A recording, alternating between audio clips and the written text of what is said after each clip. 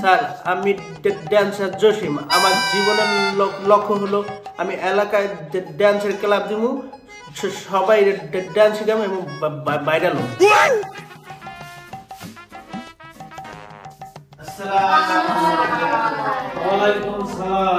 কি অবস্থা সবার? সবাই কি ভালো আছো? কি রে সবাই দেখতেছি হেনা দেয়া নাই, হেনা কই? স্যার হেনা মনে হয় টিকটক বানাইতেছে। তাই নাকি? কালকে তোমাকে কি পড়া দিছিলাম? স্যার আমি কি আসতে পারি? হ্যাঁ তুমি আসবে না? আসো আসো। আজকে পড়া শুরু করার আগে আরেকটা বিষয় জানতে চাই যে তবে জীবনের লক্ষ্য কি? এই যে পড়াশোনা করতেছস, কি জন্য পড়াশোনা করতেছস? তাহলে কে আগে বলবি? এই ফজা বল দাঁড়া।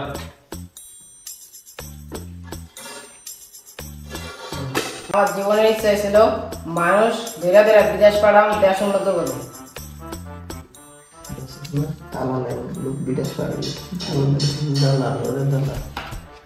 ওরে দালাল বয় বয়।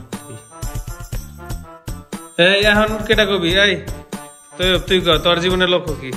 আমি বিদেশ যাবো, আমি কপিলদের সাথে ঠান্ডার ব্যবসা করবো। ঠান্ডার ব্যবসা করে আমি অনেক বড় লোক হয়ে যাবো, অনেক টাকা কামাবো। ও বলে ঠান্ডার ব্যবসা করবো, কর সহ্য করা যায়? এটা কি জীবনের লক্ষ্য হইতে পারে? আচ্ছা যাই, এরপর কেটা? স্যার আমি ড্যান্সার জসিম। আমার জীবনের লক্ষ্য হলো আমি এলাকায় ড্যান্সের ক্লাব দিব, সবাই ড্যান্স শিখাবো এবং ভাইরাল হবো।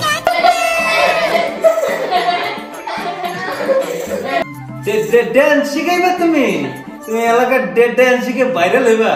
ঠিক আছে চালাও। তো এবার হেনা, তোমার জীবনের লক্ষ্য কি কও? স্যার আমার জীবনের লক্ষ্য তো সুন্দর সুন্দর ছেলে পটাইয়া বলক বানাবো।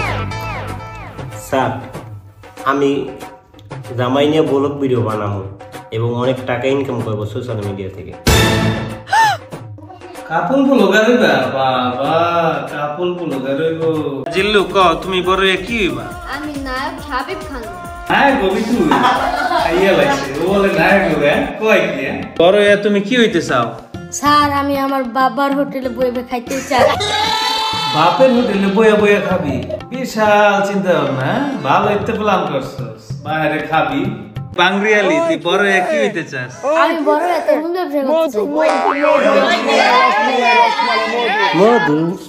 ওরে বাটপার কয় কি? মধু না? মধু ঠিক আছে। তো